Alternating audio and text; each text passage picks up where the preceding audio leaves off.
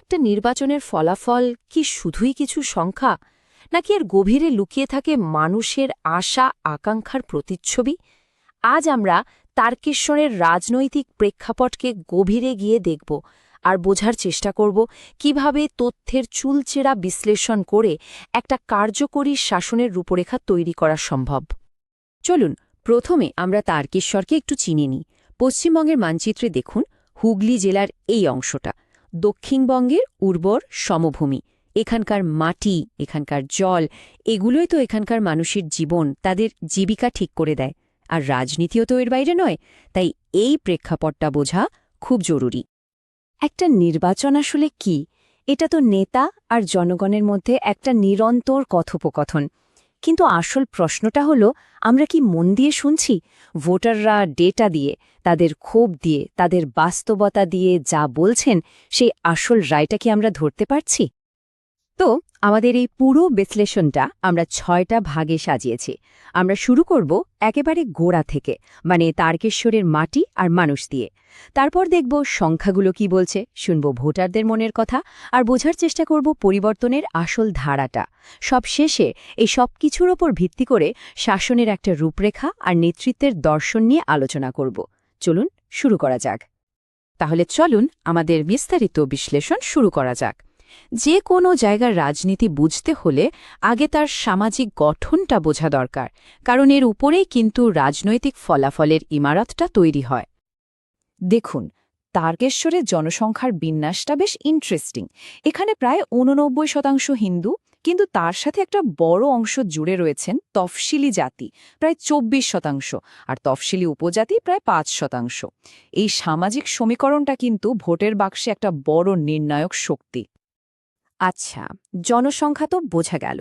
এবার চলুন সরাসরি সংখ্যা কি বলছে সেদিকে তাকাই, কারণ নির্বাচনী ডেটা কিন্তু রাজনৈতিক হাওয়া বদলের একটা শক্তিশালী গল্প বলতে পারে। ৮৫%র বেশি, ভাবা যায়? তারকেশ্বরের মানুষ কিন্তু রাজনীতি নিয়ে ভীষণভাবে ওয়াকিবহাল। এখানকার ভোটদানের হার এটাই প্রমাণ করে।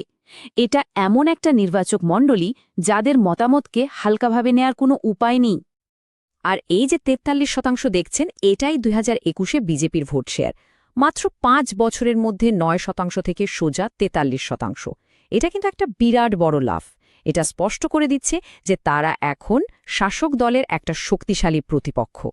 মানুষের মধ্যে যে একটা অসন্তোষ আছে, তার একটা বড় অর্থনৈতিক কারণ হল বেকারত্ব। পশ্চিমবঙ্গে যুবকদের মধ্যে বেকারত্বের হার প্রায় ১৮%। এই পরিস্থিতিটা কিন্তু রাজনৈতিক পরিবর্তনের জন্য একটা উর্বর ক্ষেত্র তৈরি করে দেয়। এই টেবিলটা দেখুন, গত ১০ বছরের গল্পটা একেবারে পরিষ্কার। একদিকে বামেদের ভোট কমতে কমতে প্রায় নেই হয়ে গেছে, তৃণমূলের ভোটেও একটা সামান্য ক্ষয় দেখা যাচ্ছে, আর সেই শূন্যস্থানটা পূরণ করেছে বিজেপি, তাও আবার প্রায় রকেট গতিতে। এই ট্রেন্ডটা এখানকার রাজনীতির সমীকরণটাই বদলে দিয়েছে। যে কোনো রাজনৈতিক বিশ্লেষণের গভীরে যাওয়ার আগে আমাদের মনে রাখা দরকার যে প্রত্যেক নাগরিকের সম্মান এবং নিজের মতামত নির্ভয়ে প্রকাশ করার অধিকার আমাদের সংবিধানের মূল ভিত্তি। তবে এই অধিকারের সাথে দায়িত্বও জড়ে থাকে। আমাদের আলোচনা যেন সেই সম্মান ও দায়িত্ববোধকে মাথায় রেখেই হয়। তো সংখ্যা তো অনেক হলো, এবার চলুন সংখ্যার আড়ালের মানুষগুলোর কথা শুনি। তাদের ক্ষোভ, তাদের অভিযোগগুলো কি, যা এই রায়কে তৈরি করেছে। একটা খুব বড় অভিযোগ হল স্থানীয় স্তরে দুর্নীতি, মানে সাধারণ পরিষেবা পেতে গেলেও কাটমানি দিতে হয়। এই অভিযোগটা মানুষের মনে গভীর প্রভাব ফেলেছে, আর বিরোধী দল এটাকে তাদের প্রচারের মূল হাতিয়ার করে তুলেছে। এর সাথে যোগ হয়েছে নির্বাচন পরবর্তী হিংসার ভয়। যখন মানুষ প্রতিশোধের ভয়ে বাঁচতে শুরু করে, তখন বুঝতে হবে গণতন্ত্রের স্বাস্থ্য ভালো নেই। ব্যক্তিগত নিরাপত্তা একটা বিরাট বড় ইস্যু হয়ে দাঁড়িয়েছে, এবং এটা গণতান্ত্রিক প্রক্রিয়ার উপর একটা দীর্ঘস্থায়ী ছায়া ফেলেছে। তাহলে দেখুন, সমস্যাগুলো কিন্তু বহুমুখী। একদিকে যেমন যুব বেকারত্ব বা শিক্ষক নিয়োগ দুর্নীতির মতো বড় সিস্টেমের সমস্যা, তেমনি আবার ভাঙা রাস্তা, অসমাপ্ত বাঁধের মতো একেবারে স্থানীয় ইস্যু। এই সব কিছু মিলেই কিন্তু শাসক বিরোধী হাওয়া তৈরি হয়েছে। আচ্ছা, এই তো গেল সমস্যাগুলো। এবার দেখা যাক রাজনীতিক দলগুলো এই পরিস্থিতির মোকাবিলা কিভাবে করছে, তাদের স্ট্র্যাটেজিটা কি, এখানকার স্ট্র্যাটেজিক ল্যান্ডস্কেপটা কিভাবে বদলাচ্ছে। এখানে দুটো প্রধান শক্তি, একদিকে শাসক দল, যাদের ভরসা তাদের পুরনো সংগঠন আর রাজ্য স্তরের জনপ্রিয়তা, কিন্তু স্থানীয় দুর্নীতি আর পরিষেবা দেওয়ার ক্ষেত্রে দুর্বলতা তাদের পিছিয়ে দিচ্ছে। আর অন্যদিকে প্রতিপক্ষ মানে বিজেপি, তারা এই অ্যান্টি ইনকামবেন্সি, কেন্দ্রের প্রকল্প আর হিন্দুত্বের ন্যারেটিভকে কাজে লাগিয়ে খুব দ্রুত এগোচ্ছে। এতক্ষণ আমরা সমস্যা বিশ্লেষণ করলাম, এবার সমাধানের দিকে এগোনোর পালা। আমরা এখানে একটা সার্বিক কৌশল বা ব্লুপ্রিন্টের কথা বলবো, যা ভবিষ্যতের নেতাদের পথ দেখাতে পারে। আমরা এই মডেলটার নাম দিয়েছি চতুর্মুখ মতবাদ।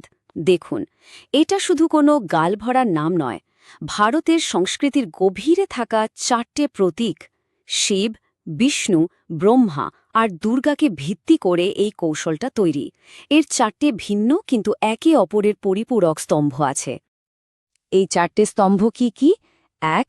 শিবের মতো আগ্রাসন, দুর্নীতি আর হিংসার বিরুদ্ধে আপোষহীন লড়াই। 2. বিষ্ণুর মতো স্থিতিশীলতা, সরকারি প্রকল্পের সুবিধা যেন সবাই ঠিকমতো পায় তা নিশ্চিত করা। 3. ব্রহ্মার মতো উদ্ভাবন, নতুন প্রযুক্তিকে কাজে লাগিয়ে মানুষের কাছে পৌঁছানো এবং সমস্যার সমাধান করা। আর 4. দুর্গার মতো সুরক্ষা, সকলে নিরাপত্তা আর সাংস্কৃতিক পরিচিতি রক্ষা করা। আর এই কৌশলটা শুধু কথার কথা নয়, এর একটা নকশা আছে। দেখুন, এই টেবিলে কিছু নির্দিষ্ট প্রকল্পের কথা বলা হয়েছে যা সরাসরি মানুষের সমস্যাগুলোর সমাধান করবে। যেমন ধরুন, NH34 হাইওয়ের কাজ শেষ করা বা একটা নতুন আইটি পার্ক তৈরি করা। এগুলো একেবারে বাস্তবসম্মত এবং সময় উপযোগী পদক্ষেপ।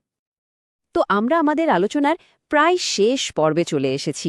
তারকেশ্বরের এই কেস স্টাডি থেকে আমরা নেতৃত্বের জন্য সার্বজনীন কী শিক্ষা নিতে পারি?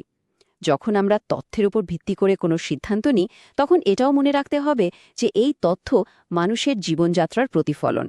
আর এই তথ্য ব্যবহার করার সময় প্রত্যেক ব্যক্তির ব্যক্তিগত তথ্যের গোপনীয়তা রক্ষা করা অত্যন্ত জরুরি। ভারতের নতুন আইনও কিন্তু এই সম্মতির ওপরই জোর দেয়। তাহলে আসল প্রশ্নটা কি দাঁড়ালো?